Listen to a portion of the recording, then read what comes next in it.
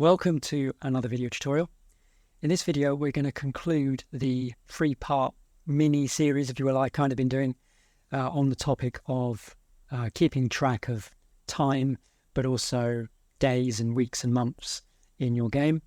We're now going to cover the topic of doing seasons. So seeing as we've got now months and things like that, we can then embellish this even further by doing a sort of Animal Crossing type thing, where as the months progress, the weather can change. So for example, when we get into the winter months like December and January, it can snow, the snow can settle and all that sort of stuff. So we'll start by taking a look at how to create weather first, and then we'll go into the more advanced side of things as we take a look at how to make it rain and snow at certain times of the month and at certain times of the year, and then how to make it settle, and we'll also play around with changing the terrain. So what we're going to do in regards to that is we're going to make it so that in the warm months when there's no snow, we have a sort of river or lake here that you're not going to be able to walk across because it's water, right? But in the winter months when it snows, we'll make the lake freeze over, and then because it's ice on the top, we'll change it so that then you can walk across the lake if you wanted to. So it's just a bit of fun just to show you other things you can do with RPG in a Box. We'll use this as an example to talk about how we can change navigation as well. So before we get into any of that, I'll first of all show you what I've set up before the video, and then we'll start first of all talking about weather.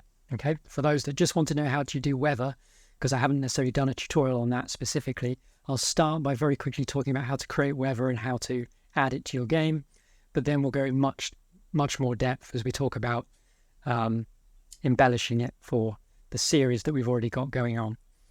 But before we get to any of that, let me just show you what I've set up behind the scenes. So I've set up this map. You can see I've added a few more things to this map. As we left it, we had the 4 torches. I've gone ahead and I've added in a lake in the middle. I've added some trees around and a couple of barrels. Now, what you won't see that I've also done behind the scenes is both all the trees, the barrels, and the wall and the grass tiles. They've all got textures, okay? So let me load up the grass one in the voxel editor to show you what I mean. So in the textures drop-down box here, typically you'd only have one. I've gone ahead and I've added 2. I've added one called mid-snow, and that's sort of the snow starting to settle. And then I've added one called snow, which is then fully covered in snow. And I've done that for every single thing on the map. Let me just go back to the map editor. Thing on the map except the torches. I'm going to leave the torches out. Okay. So, for example, loading up the shore tile. This also has mid-snow, which is the snow starting to settle on the edge. And then snow, which is the snow fully settled on the edge. And that needs to happen on both frames because it's got a 2-frame animation. So both frames have the same textures set up. So make sure if you've got tiles and objects with multiple frames that you add those textures to all the frames. And then I've got a frame 3, which if we jump to that, looks completely different. It's a different animation. I created default is basically frames 1 and 2 on a loop. The frozen is this frame 3, just on a loop. And this is going to be our frozen lake. So the reason for that is basically frames 1 and 2, if we play it, it has this sort of animating water. So the water is sort of, you can tell it's water. And then frozen, because it's just that frame, it's not moving, then it's clear, it's ice, it's frozen over. So that's why I've done that. So that's that. So as I say, I've done that for every single object that's on the map. So the wall as well will have a mid-snow as the snow starts to settle on the top, and then a snow for when it's fully settled. Again, a wall would be more on the top rather than anywhere else. Done the same with the barrel. So the barrel has a mid-snow as it starts to settle on the top, and then a snow. You can obviously, This is just to give you an idea of the sorts of things you can do. You could obviously, if you wanted to do something like this, sure you could do it better. But mid-snow, starting to settle on the tree. And all I'm doing is I'm just changing some of the colours. So I'm using this replace colour. Or no, sorry, I'm using the colour tool here just to colour in different voxels, in this case white. And then snow is the full snow version. Okay, I haven't done the torch because that's going to be a light. So rather than have it have snow on it, I'm just going to keep it simple and just not have it settle on the torch. So then I've placed them in the map. So I just placed the tiles down, placed the trees down and everything like that. So before we get into setting this all up so that it all works together and the snow settles and all of that, let's just quickly talk about how do you create weather in a game. So the first thing we need to do is we need to create the weather. To do that, you need to go to the effects editor. Okay. Now I deleted those, so this will be empty for you if you're starting a new project with, if it's your first effect. Otherwise, you'll have, obviously your other effects in here. So let's start by creating the snow. Okay, so I'm going to click New, and you'll have a preset called Snow. And we're just going to use that. We may as well, because it's there. It's what we want. We may as well use it. And I'm going to call this Snowfall. And we'll click OK, and it will load the effect editor, and there's our snow. There's not much I need to do to change this. I'm quite happy with the inbuilt snow. What I am going to do, however, is a couple of things. First of all, I'm going to go to the emitter, which is this section here, where it says box size. I'm going to change the size from 0 to 50. And you'll see when I press enter, the effect that will have is this will start higher up. So you can see how the snow starts to fall a bit more. It's not quite so ground level. It falls a bit high. You could set that to 100 if you wanted to, if you wanted it to be, 100 high. So now it's, pretty much at the top of the effects editor coming down. Okay. It's up to you how you set that. I might leave it at 100 and we'll see what that's like. And then the other thing I'm going to change is I'm going to change the speed.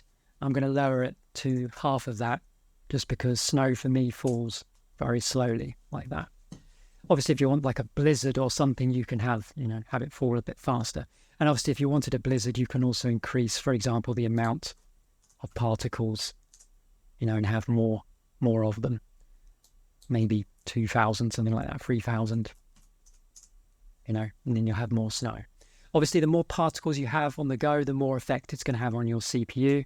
So I'm going to keep it at 1,000. There's no need to have lots and lots and lots of it.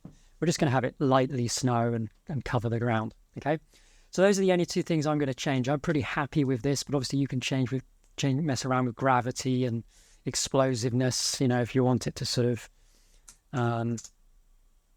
move around a bit more. So there's our snow. We're going to keep that as is for the moment. We're going to keep the settings as they are. Click Save.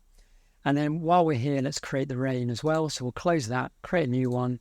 And we're going to use, again, the preset rain. We will make some changes to it, but we may as well start with it. And we'll call this rain. Right, so there's our rain. We could leave it like that, although I think that's quite difficult to see in game. So I'm going to make a couple of changes to it. First of all, I'm going to change the cube size to 1 across the board. Maybe not 1, maybe that's a bit too big, so maybe 0.7. I'm just going to exaggerate it just for the video so it's easier to see, that's all. And then again, I'm going to change the emitter so that it starts at, say, 100. So again, it's coming down from the top.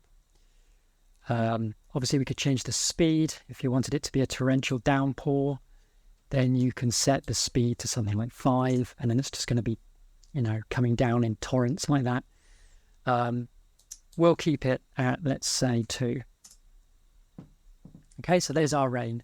Maybe it's a bit too fat, so maybe we'll change the, is it this one? Let's try 50.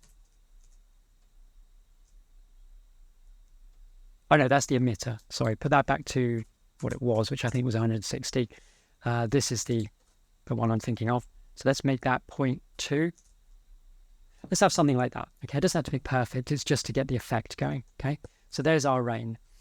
And then we'll click save. So there's how to very simply create the weather in terms of, the actual rain itself and the snow itself. How do you then use it? So there's two ways of using weather, and I'll show you both of those. So the first way is to go to your startup script. Let me just close that and go to here. And you'll want to do this on load of any maps that are going to have the weather. So in this case, because the startup is going to load the only map I've actually got in my project, that's why it works for me to put it here in this script. But if I had other maps that need to have rain and snow in it, then I would also need to put the following commands that I'm about to do. You'd need to put those in a script that goes into the onload, post-load section of a map. I'll show you that very quickly afterwards. Now, be mindful of this function. If I haven't mentioned this already, I should mention it. This function, when you use it, anything after this will not be triggered because this is a loop. Okay, so when this script reaches this function, it's going to trap this particular script inside what this start clock is doing. So anything we want to have happen beforehand, we should do. Anything we want to have happen in this script, we should put before this is triggered. So what we want to do is we want to add effect.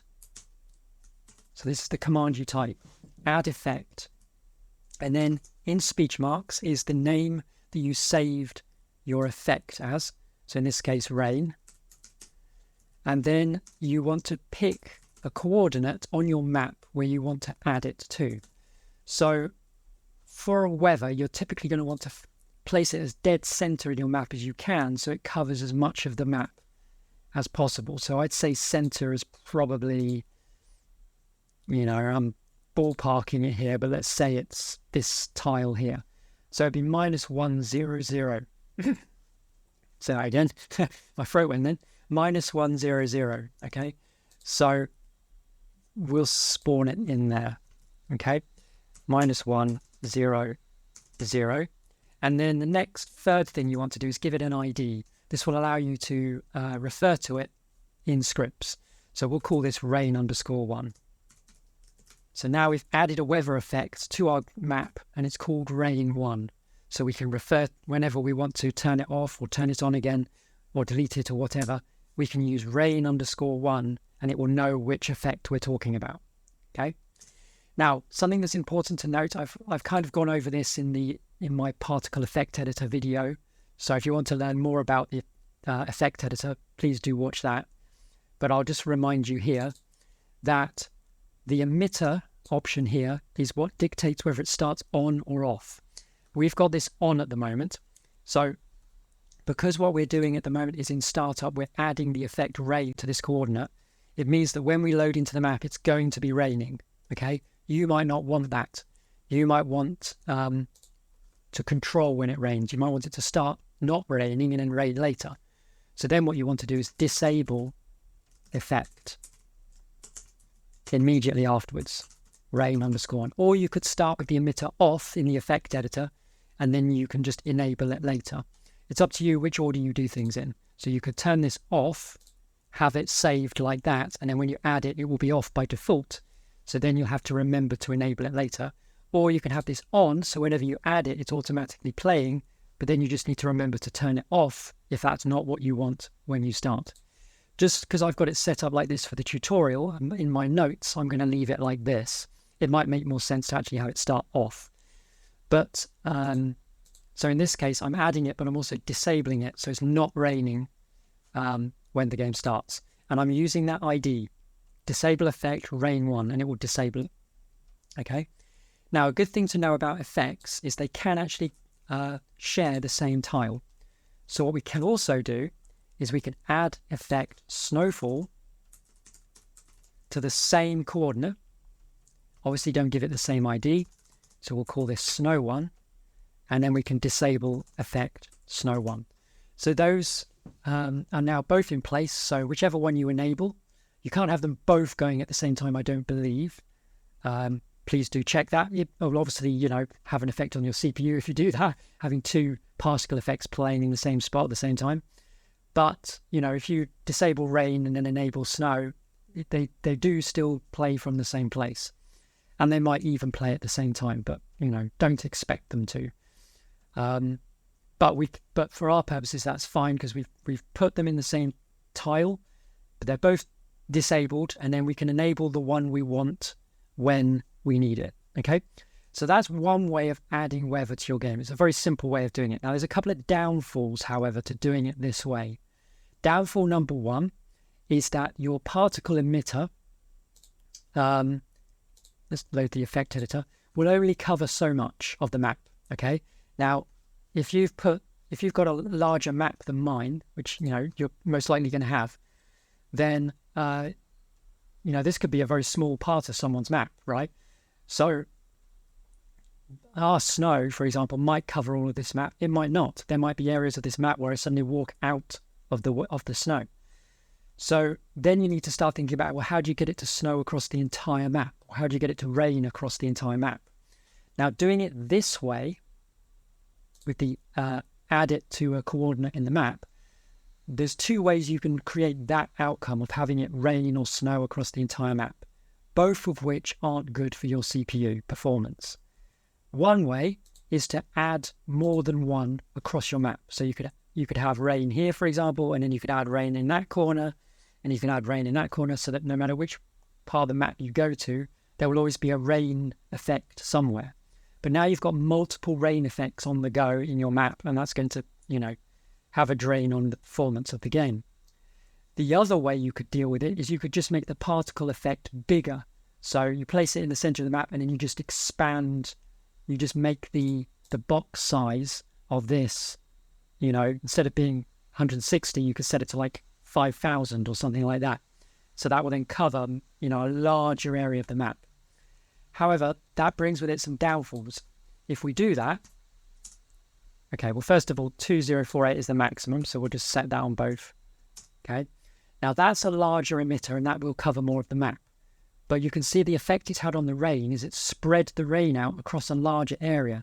So now it looks like it's raining less. So if you want it to still look like it was earlier, you then need to increase the amount of particles because you're covering a larger area. You've gone from 160 box size to 2048. So the same amount of particles are going to be more spread out across that space. So now you're going to need to sort of double the amount of particles in order to make it look like rain again. And that is going to have an effect on the CPU because now you're increasing the amount of rain particles in your game. Not too bad in this case, but obviously if you have a larger map, you might still need to have multiple of these covering a map. So it's not the best way, but it is the quickest way. And I want to show you this way at the beginning, just if you want a quick, you know, you've got a small map and you just want to quickly add some rain to it or snow to it. This is what you do. You just go into your script, you add the effect to a coordinate centrally in your map, give it a name, and then you can enable the effect when you want to enable it via this ID, and then disable it by the same ID when you want to disable it. Okay, I show you that, but we're not going to use that. Okay, we're going to do it a very different way, and in my opinion, a better way, a more efficient way. And I'll show you that as we get into the tutorial. Okay, so with that set up, let's go back to our rain and make sure we don't save the changes. So let's double check it's back as it should be. So 1,000 particles and 160 by 160. So let's now talk about how to make it so that it snows during the winter months, settles, rains during other times of the year, and things like that. So for this, we're going to get into some scripting. The first thing we're going to do, however, is I'm going to switch to the navigation grid, and I'm going to draw over the lake, like so, because we do actually want to be able to walk across the lake at certain times of the year. So I'm adding in the ability to do so. Now, obviously, right now, as the map looks at the moment, where it's all green and the lake is water, this shouldn't work. You know, we shouldn't be able to walk on the water unless you're, you know, recreating the Moses game or something, you know, unless that's the effect you're going for, then obviously you can do that. in this case, we don't want the player to be able to walk on the water at this point in time. But what you need to do is you need to set it up in the map editor so that you can, okay? So we're adding in the ability to walk on the tiles. Now, what I've also done behind the scenes is I've gone into the shore tile. Let's open it up in the voxel editor. And I've given it a terrain type of lake. And all I did is I clicked add, and then I typed add, and then I typed in, I clicked add, sorry, and then I typed in lake. That's all I did, okay? That's all you have to do to add a terrain type. In fact, I'll show you. Click, add, and then you just type something, okay? And then that gives you a terrain type, okay? Get rid of that, okay? So we've added one called lake onto this tile. None of the other tiles have it, just this shore tile, okay? The one that is the water. And then what you do is you go to the player character and you scroll down in the settings to where it says terrain types. And you want this to say prohibited from, click the pencil and select the lake, which I've already done, okay? You can hold control and left click and you can have multiple selections at the same time. So what this has now done is that's prohibited the player from stepping on the lake terrain type. So because we've given this tile the terrain type of lake, and we've told the player that they can't walk on that, they're prohibited from that, they're not allowed on that type, it means that even though there's green lines walking across the lake, they are not going to be able to actually walk across it. So this is this setting here will effectively override the navigation setting. So even though the lines say that we can walk across the lake, that prohibited from setting is going to actually stop that from happening. So at the beginning of the game, we are not going to actually be able to walk across this lake because the terrain type on the water is not valid for that. So let's save that. Let's now get to the scripting side of things. So first of all, we need to implement a couple of global properties that are going to dictate when the weather should happen. So for that, I'm going to go into the startup script, click edit. And just before we kick off the clock, we're going to type global.property winter months. And that's going to be an array. And we're going to type in the months where it should be winter. So I'm going to make it so it's December, January, and February, because March is usually the start of spring. You can obviously customize these and set them as you want them, but this is just the example we're going to go with. And then we're going to create another one underneath. Global property, and I'm going to call this rainy months. And this is going to be our spring and autumn months. So this is going to again be an array. We'll set this to October, November.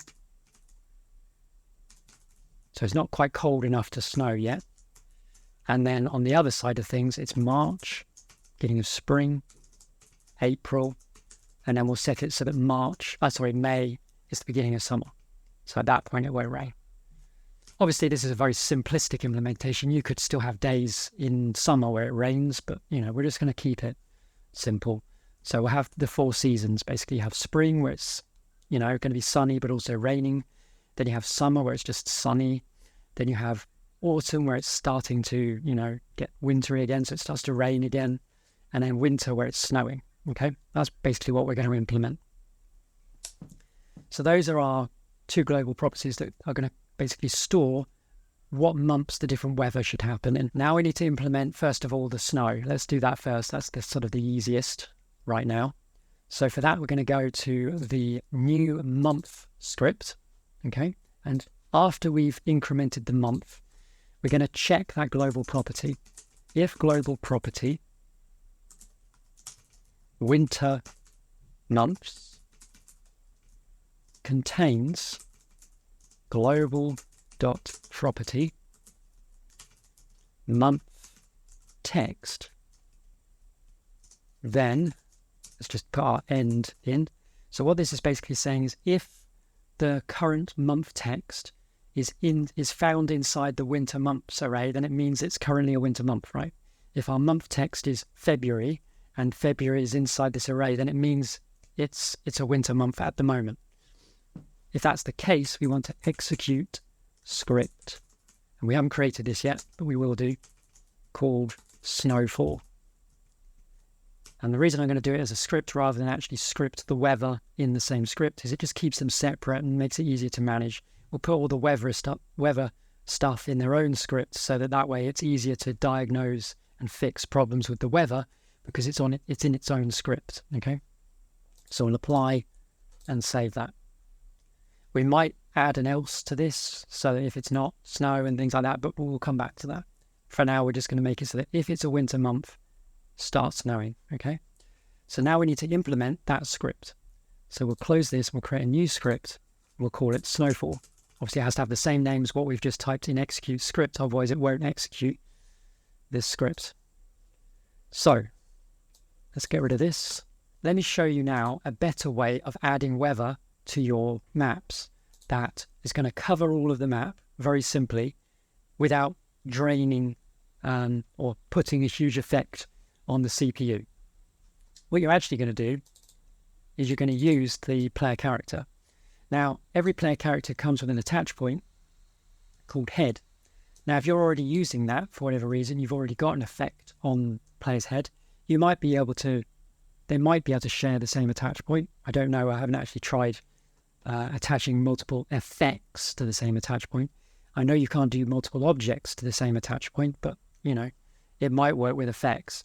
But if you do have an effect already on the head attach point, and you can just add another attach point, you can just go to the attach point tool, we'll just click somewhere and we'll call this weather, and then you'll just attach the effect to that attach point. Okay, we won't do that though. I'm going to use head for this, so we'll just close that without saving. So going back to our script, what we'll do now, the first line of our snow script is we're going to attach effect. And I believe the order of commands is what the effect is. So in this case, snowfall. That's the name of our particle effect, just to show that again, just so you know what I'm referring to. That's that. Then player, because that's what we're going to attach the snow to. And then the name of the attach point on the player, in this case, head. Okay, let's just apply, make sure that's valid. Bring this down so we can check. Yeah, so that's the attach effect. The effect, the entity you're attaching it to, and the attach point ID on the entity, in this case the player. That's going to take that attach point. So that's added the effect. Let's go back. Now, because we've got the emitter starting on, the snow will already start playing the moment that happens, which is fine. But we will need to turn it off when the snow stops. So we'll get to that. So now we need to think about how the snow should settle on the ground. So first thing we're going to do is we're going to wait 12 seconds. And then we're going to loop through. Oh, there's one thing I forgot to do. Let's go back to the map. We've added all these things into the map. We need to add them all to a group. Everything but the torches. So I'm just going to press the B key to switch this to box select. And we're going to select everything, including all the objects. So shift and click the barrel, the trees, the wall.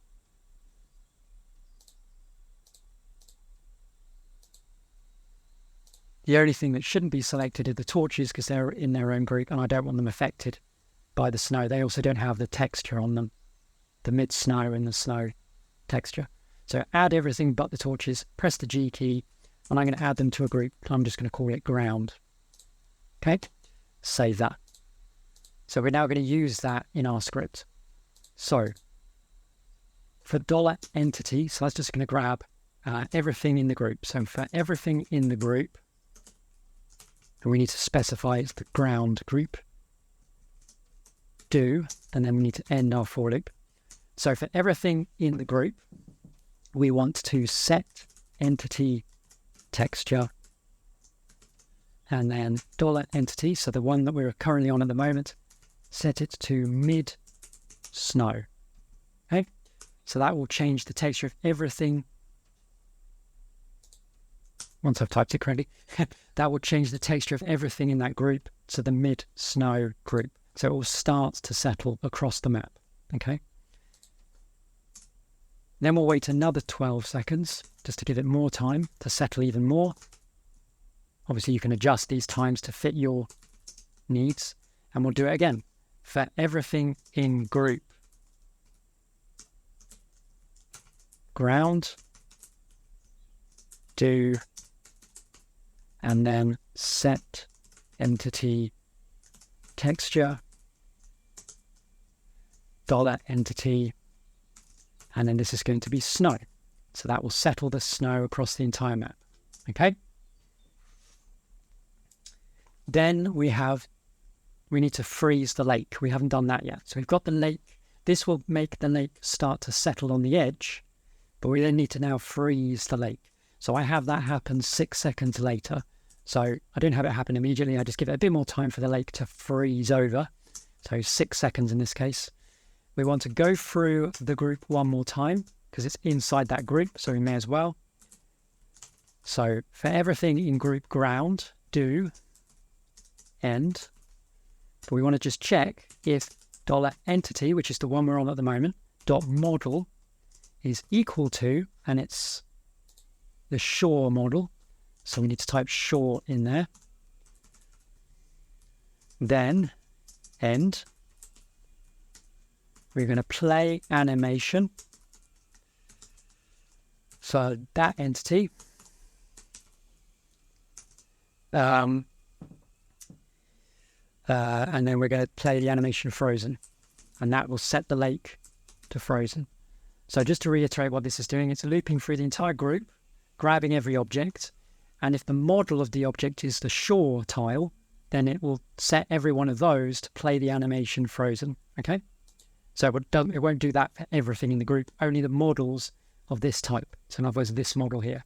Obviously, if you had different models of your lake, so you had bends and things like that, then it would have to be if entity model equals shore and $entity .model equals shore bend. You know, you'd have to put all the model names of your different lake parts into here to get those added as well. But in my case, I've only got one, so nice and simple. So we'll click apply and save. Let's see where we're at. We may as well just take a moment just to see where we're at. So let's check the game configuration, input bindings, because last tutorial, I believe I set this key up that changes the day every time you press L. So what we can do is we can use that to skip time so we don't have to actually wait for it to reach a winter month. So here we are in game. Now obviously it starts in January and it should be snowing, so we haven't got that checking yet whether it starts in a winter month. So what I'm going to do is I'm going to press so we can now skip forward to February and it will start snowing because it happens at the first of the new month is when we've got our check for when it should snow. So as soon as this rolls to February, there we go, it attaches our snow and the snow will start to set. After 12 seconds, it will change everything to mid-snow, which it has. And then obviously the time of day is going to be independent. It's going to do its thing in the background. But 12 seconds later, it will then settle. And then 6 seconds later, the lake should freeze over. And there we go. Now, at the moment, what we haven't done is we haven't fixed our ability to walk on the lake. We forgot to do that. So we'll do that in a second. But you can see I can't walk on the lake, which is great because when it's not frozen, that's the effect that it should have. Okay? So let's return to the editor and let's go to our snow script and just close all of these. I was trying to diagnose what that error was. Eventually worked out I deleted a global property I shouldn't have deleted. So we need to go to our snowfall script, and the very last thing we need to do at the very end, now that the lake is frozen over, we need to set terrain types. And the first command is who is going to have the terrain types affected on, in this case player. The next parameter is what effect is it going to have. In this case we want to allow the player. So we type all, and then you're going to type array because terrain types are an array, and then you type the name of the terrain type, in this case lake. So remember how I created a lake terrain type here? This is an array, so you're typing that into the script. Set terrain types player allow and let array lake. So now they'll be able to walk on the terrain type they were previously prohibited from. Okay, so that will now allow our player, once the lake's frozen over, to be able to walk on these lines that are here. Okay, we will of course need to reverse that when the lake melts, when the snow melts, so that we can get our lake back. Okay, now an important thing to know currently about this function. Okay, there's a bit of a bug at the moment. This will be fixed in the next release, but a bit of a bug at the moment where anything underneath this line, so all of this I'm typing now, these will not happen. Okay, so if you've got other things in your script underneath this function, none of these will happen. Okay, so right now you need to make sure this is the last thing your script does, or you can put this on its own into a script and then you can execute script and then execute the script that has the set terrain types in, and then that way you can have other things happen underneath your execute script and they will still happen. Okay, but right now you can't have set terrain types in the same script and have other things below it, because it will stop those things from working. Okay, but as I say, that is a bug that's about to be fixed, so just bear that in mind. So the benefit to attaching the snow to the head of the player is that wherever the player walks, the weather will follow, which is why it's better for performance, because you get the effect of the weather covering the entire map, because wherever the player goes, the weather will follow, but without actually having to make lots and lots of different versions of the weather or having to make the particle effect itself bigger. Obviously, when you go into buildings and things, you'll need to sort of detach the effect so you don't have the effect of it still snowing or raining in the building, and then you'll attach it again when you leave the building. We can now cross the lake, which is good.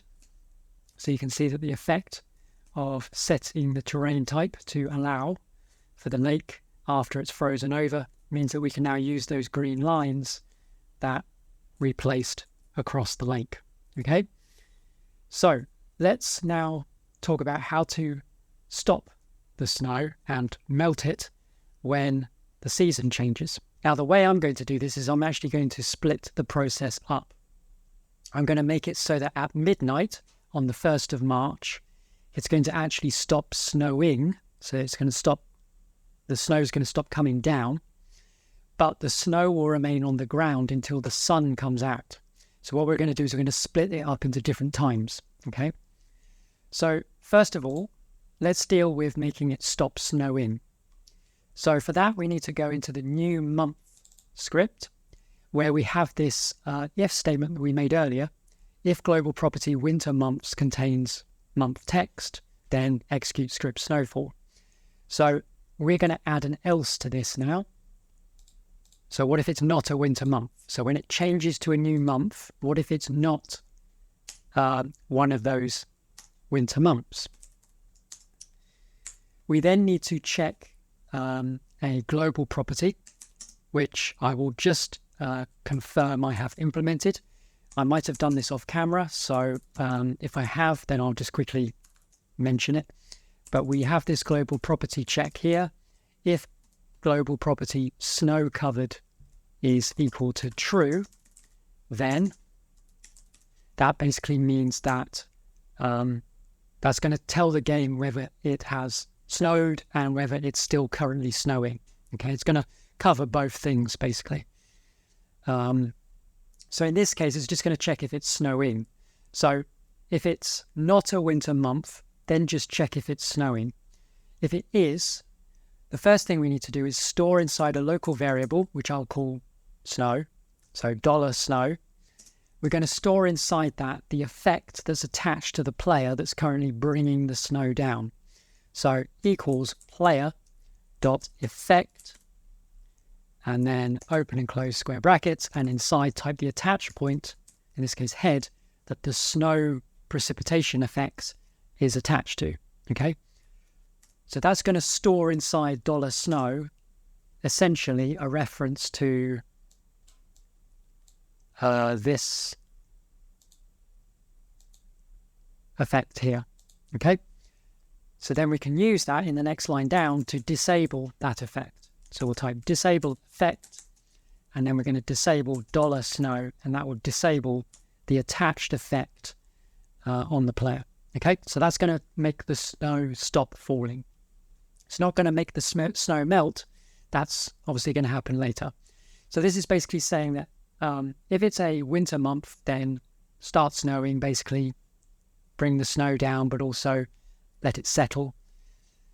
Otherwise, if it's not a winter month, then if it's currently snowing, then store the snow effect and disable it. Okay, so this will only happen once, because once we've completely dealt with the snow, which is going to happen on the 1st of March, this will then be set to false, so we'll only ever do this once. But this is just to make sure that when it's not a winter month, if it is currently snowing, stop all the snow. Okay, so as I say, this is just going to stop the precipitation effect. What we need to check now very quickly is to load up the snowfall script and make sure we are setting that global variable. So I added this in, and I probably did this off camera.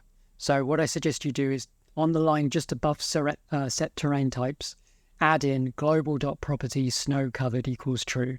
That just basically means that once the snow is fully settled and the lake is frozen over and everything, we're now storing the fact that the map is now covered in snow. And that's also going to, as I say, act as a double check for is it snowing as well. So global property snow covered equals true.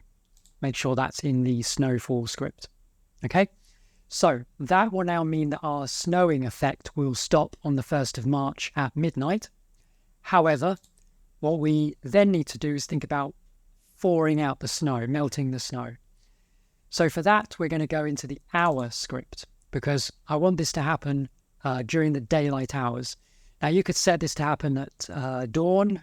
I'm going to actually have it happen at 8 in the morning. So find the right time in your hour where you want the snow to start melting.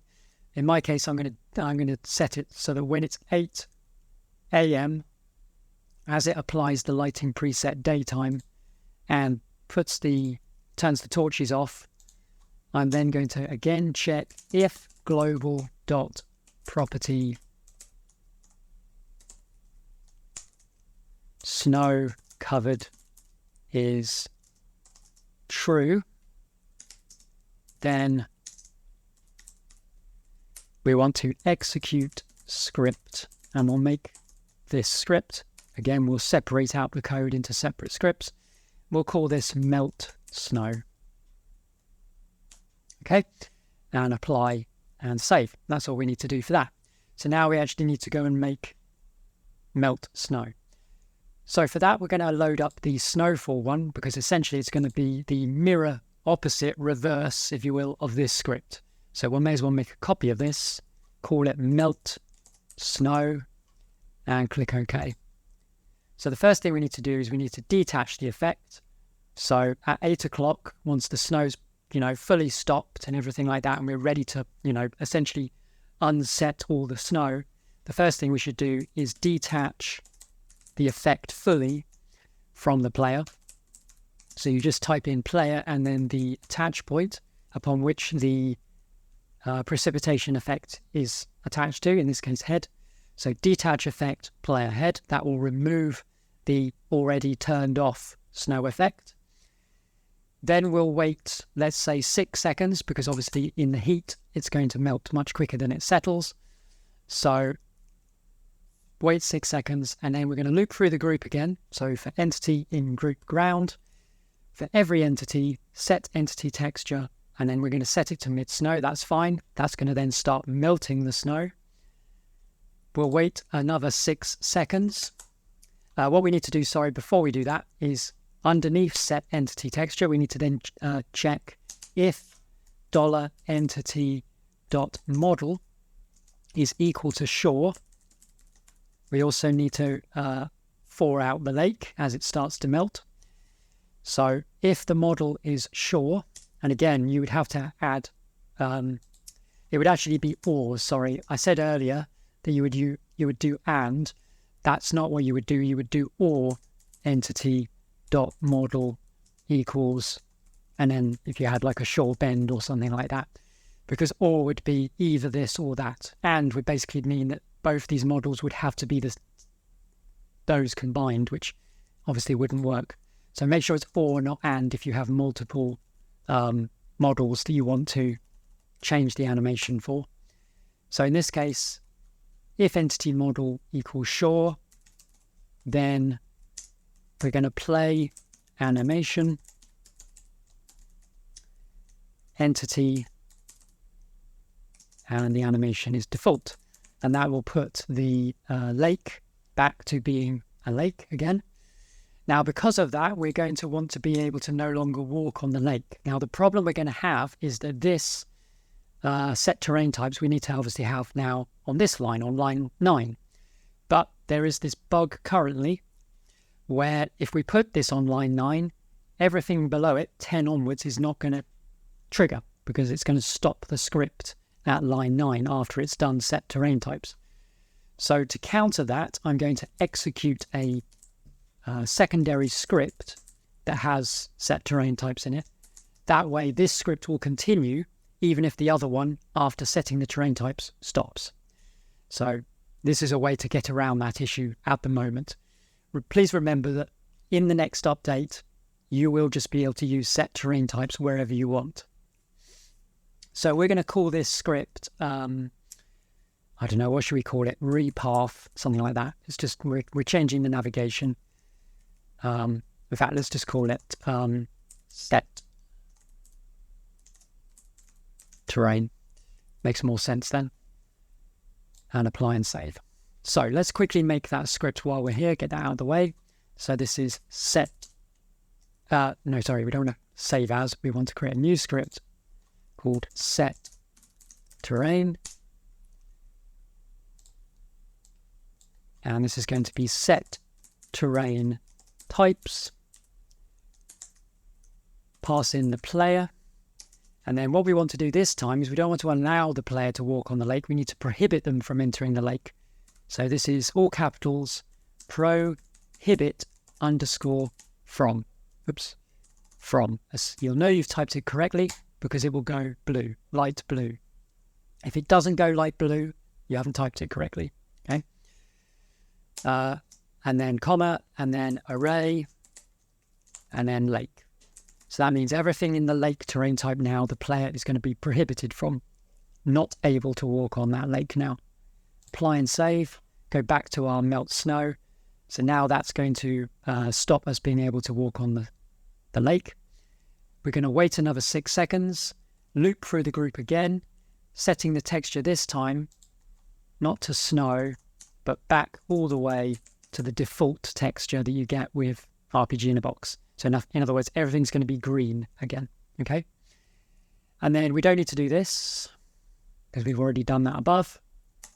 And we don't need to set the lake being frozen because that's not happening anymore.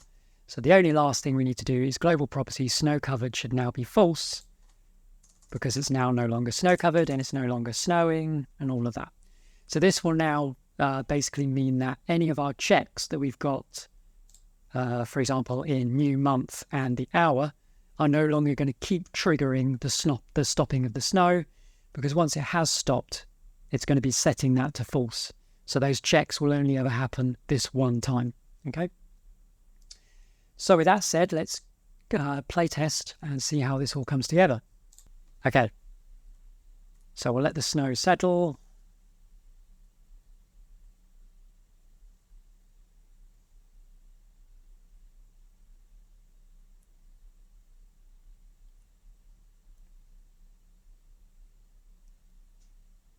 starting to come dusk. The lake will freeze over. We can walk across it. It's now 8 o'clock at night. So if we now wait for midnight, at midnight the snow itself should stop falling. So that's going to happen in about a minute's time. So now it should stop snowing.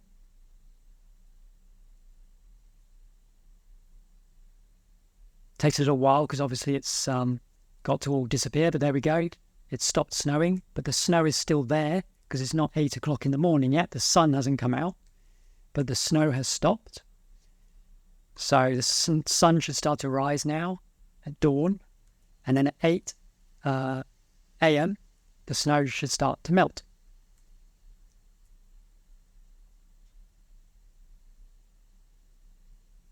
We can no longer walk across the lake again, and now the snow has fully thawed out and gone, and now we're in March.